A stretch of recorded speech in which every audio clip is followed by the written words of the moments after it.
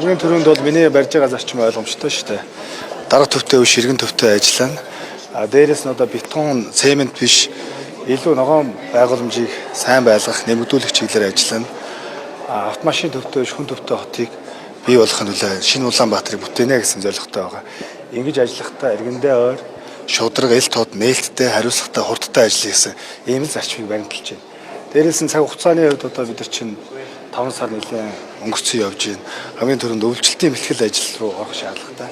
Би одоо шууд ингээл өвлийн одоо хөхнөөс буюу кокс, хагас кокс түвшний асуудлаар хурал хийх гээд ингээд байж байна. За араас нь баяр наадамтай холбоотой асуудлууд, энэ зуны бороо устай холбоотой, суугчдуудтай холбоотой асуудлууд, за энэ КОП 17 маш олон ажлууд байж байна. Намрын хичээлийн бэлтгэлээс ахуулаад за үүн дээр нэмээд одоо иргэдийн хүлээлттэй байгаа, эргэлзээтэй байгаа маш олон асуудлууд байна шүү дээ. Энэ мега цэцлүүдийг яах юм бэ? Туулын урдны зам яах юм бэ? Боржуур ягаа солиод байгаа юм бэ гэх мэтлэн иргэдийн энэ асуултууд дээр маш одоо оновчтой шийдлүүдийг шаттараа л таа бүхэндээ мэдээлж явах болно. За ингээд залуу хотын даргын хувьд бол хил мэдээллийнхэнтэй маш ойр ажиллана. Ер нь болохгүй байгаагаа ч гэсэн би өмнө хэлээл явна. Яагаад гэвэл цаг хугацааны хязгаарлагдмал нөөцтөр байгаа, бас санхүү мөнгөний хязгаарлагдмал нөөцтөр байгаа. Манай хотын иргэдэд юу хамгийн түрүүнд тулгамж байгаа вэ гэдэг асуудлаас ажиллаа эхлүүлээд санхүү мөнгөө зарцуулаад явна. За бид нар бол мега цэцлүүд байх ёстой. Өнөөдрийнхөө жижиг асуудлуудыг шийдэж чадахгүй бол том мега цэцлүүд бол бас жоохон хоошоо тавигдахад бол буруугүй гэж ингэж үзэж байгаа.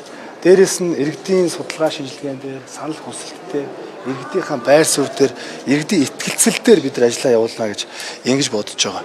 Эдэм шинжилгээ судалгааг бол голчлон салбарын экспертүүдийнхээ үгийг сонсон ингээд хамтын үйл ажиллагааг явуулнаа. Тэгээ залуу хүний хувьд бол эргээд одоо ажлуудыг хангаж явах ил тод нээлттэй мэдээлэлгүй байгаагаас иргэд маань мэд хэрхээ эдэлж чадахгүй байгаагаас л шүүмжилж одоо эргэлзэж байгаа шүү дээ. Тэгэхээр энэ болгоны ил тод нээлттэй явахад хотын иргэд маань бас дэмжих байхаа гэж бодож байна. Би чадах юмаа чадна гэж хэлнэ. Чадахгүй юм яагаад чадахгүй байгаа вэ гэдгээ хэлээд урагшлана. Тэгээ одоо цаг хугацаа их богинохон байна. Би бас энэ дотор байгаа иргэдийн хурлын төлөөлөгчдөө маш тодорхой хэлсэн. Бид нар одоо улс төрчид ирэхгүй шүү дээ. Иргэд маань туйлдж гүйцлээ. Энэ улс төрийн хямралаас залхаж шүү дээ. Би дахиад гарч ирээл одоо маш олон улс төрийн мэдээлэл хийх бол хинт ч хамаагүй. Яагаад гэвэл энэ чинь хотын иргэдийн асуудал ерөөсөө шийдэгдэхгүй шүү дээ. За мэдээж одоо шудраг осны тухайд гэж ярих юм бол олон хулгайтай холбоотой асуудал өнгөрсөн хугацаанд зарлагдсан хууль хяналтын байгууллагууд ажиллаж байгаа. Хэрвээ ямар нэгэн байдлаар иргэдийн татврын мөнгнөөс хувийн ашиг сонирхлоор гард үрсэн байх юм бол одоо манай үеийнхний хэлдгээр ямар ч хайргүй шүү гэдгээ бас улс төрчдөд болон журмын нөхдүүдэд хэллээ. Дээрээс нь завгүй их ажил руу орлоо. Иргэд маань одоо яаж асуудал шийдэх вэ гэж хүлээж байгаа. Би одоо журмын нөхдүүд болон улс төрийн хүрээнийхэнтэй хэлэхэд над руу нэг ч ашиг сонирхол одоо шингэсэн санал дуудлага битгий явуулаарай. Би завгүй байх болно. Хэрвээ иргэдийн асуудлыг шийдэх, олонний эрх ашиг шийдэх санал тавих юм бол нээлттэй хүлээж авна. Хувийн ашиг сонирхсан янз бүрийн төсөл, тендер, газар хүлээж авахгүй шүү гэдгээ та бүд бас илэрхийлье гэж бодож байна. Ойр тойрныхон. Гаднаас сонголттой шүү дээ, тийм ээ. Дийлийнхэн давхар дээлтэй байна, ажлууд авсан байна. За цаашдаа бол одоо энэ нийслэлийн том төсөл тендерүүдээс авсан байна гэдэг. Одоо айлтгуулалтын газар дээр шалгагдаж байна. Энэ тал дээр өрн давхар дээлтэй байх хэсгээр ямар арга? За нэгдүгээр хууль хэлэлтийн байгууллага дээр явж байгаа процесс түүгээрээ явах хэрэгтэй. Хууль журмын дагуу хариуцлага тооцох хэрэгтэй бол тооцох хэрэгтэй.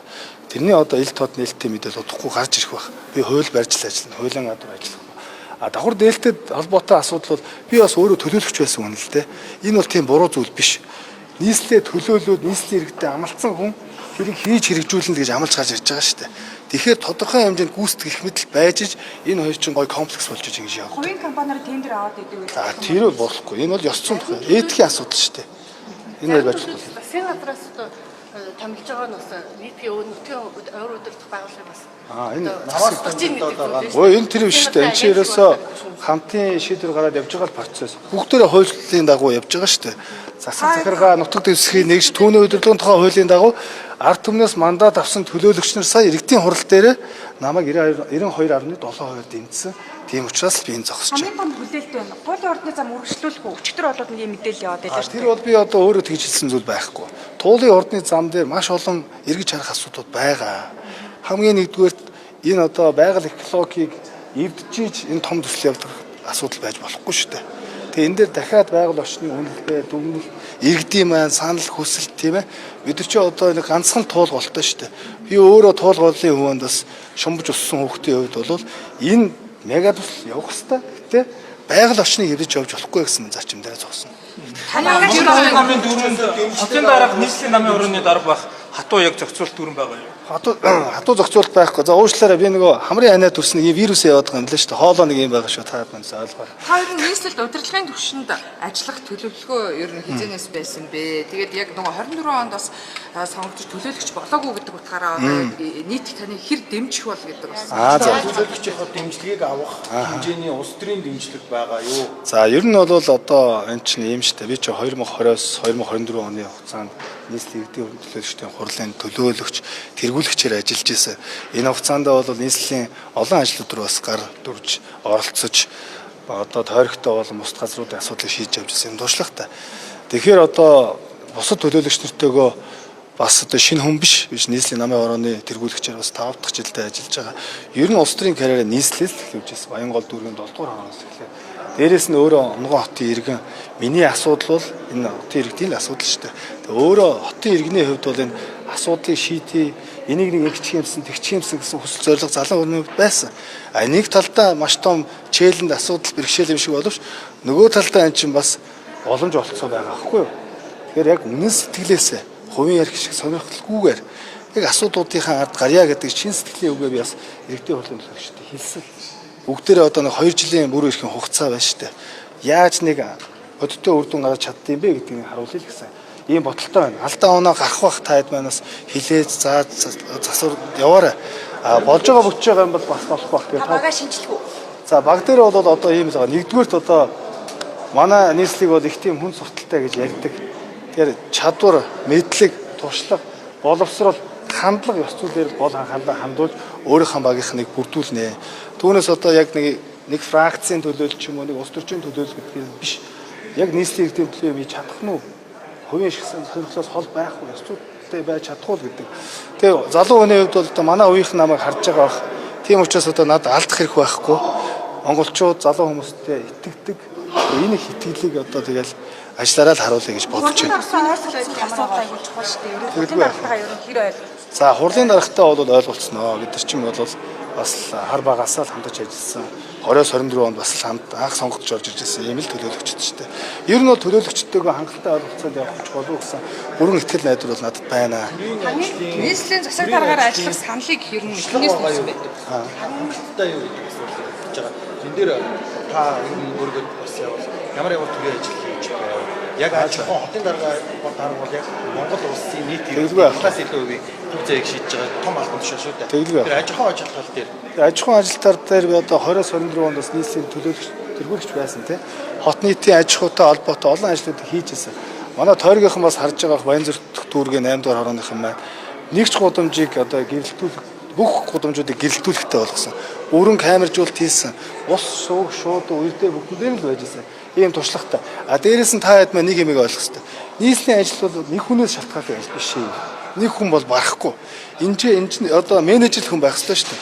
Уурга тархин болоо зөв менежмент хийгээд зөв хуваарлал, зөв төлөвлөлтийг хийж чадаад энэ том 12,000 хүнтэй нүсэр багийг зөв ажилуулж чадах юм бол энэ чинь үр дүн гарна. А би бас засаг захиргааны болон зохион байгуулалтын шинэ одоо тогтолцоонуудыг нэлээд судалсан байгаа. За ингээд дөнгөж ажиллаа аваад би чи одоо 7 минут болж штэ тий. Эргээд та гэдэг хоёр асуудал хамгийн чухал. Таны томлог ерөнхийдөө за.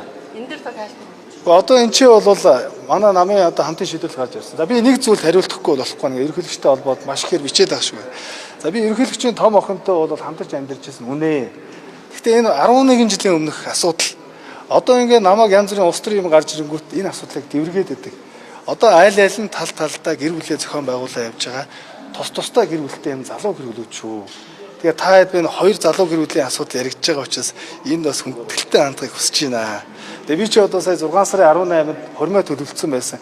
Гинт одоо энэ ажил гарч ирээл хувийнхаа хормыг хүртэл ингээл цуцалж штэ. Тэгээ би одоо хань ижлээсээ бас уучлалт төсмөр байна. Амьдралынх нь хамгийн гоё мөчийг хойшлуулчлаа штэ. Нийслэлийн төсвийн ер нь нөхцөл байдалтай танилцсан уу? Одоо ойрын хугацаанд төсөв ер нь тодтох эрсдэл бий байна сар гэж ярьдаг. Тийм 6 сар гаргаад бид төсвөө тодтохоос өөр арга байхгүй. Геополитик, дайны нөхцөл байдалтай холбоотой түвшний өнөсчлөө маш докторгүй нөхцөл байдалд байна шүү дээ. Тэгэхээр энэ зуны үйлрэлд бид нар томоохон бүтээн байгуулалт ажлуудаа явуулахын тулд тодорхой суурь аргагүй болж байна. Төвчрөл утаа гэдэг яг нийслэлчүүдийн хамгийн тулгымц асуудал байна. Танд яг ямар шийдлээ? Яаж шийдвэ? За Өнгөрсөн дараа Шууд ажиллаа хийх. танилцахгүйгээр за миний хоолойр нь болохоо ажиллаа. Танилцахгүйгээр ажиллаа эхлүүлнэ. Тийм төвчлөлтэй холбоотой шийдлүүд байгаа. Бид нар гэхдээ 26 онд бол нийт төсвийнхаа 52.6%-ийг төвчлөлийн чиглэлээр тавьсан байгаа. Энэ тодорхой хэмжээнд үр дүнгээ үзүүлнэ. А энэс гадна ер нь цогц шийдлүүд хэрэгтэй байгаад байгаа юм. Бид нар нийтийн тээврийн олон одоо саналуудыг иргэддээ хүргэж явах ёстой шүү дээ. Дээрээс нь хүн төвтэй замуудыг байгуулах ёстой. За ингээд бүсчилсан зогсоолын системийг оруулах ёстой. Ухаалаг гэрлэн төхөө одоо талбай урталт бие лав зам гарах гэж 15-20 минут хүлээдэж шүү дээ. Энэ минь асуудлуудаа шийдэх ёстой. Явган хүний зам, дугуйн замаа яах юм?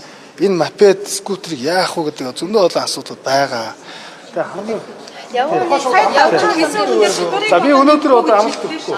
Ажлаа би 7 минут болж штэ. Явганы замыг одоо нэмэхгүй гэдэг асуудлыг таасаа хэлсэн үгдээ дурдсан. За одоо байгаа татвар нэмэхгүй битгий хийл одоо байгаа татвараас төлж чадахгүй нөхцөл байдалтай байхад бууруулах тал дээр өөр За энэ дэр ийм байгаа шүү.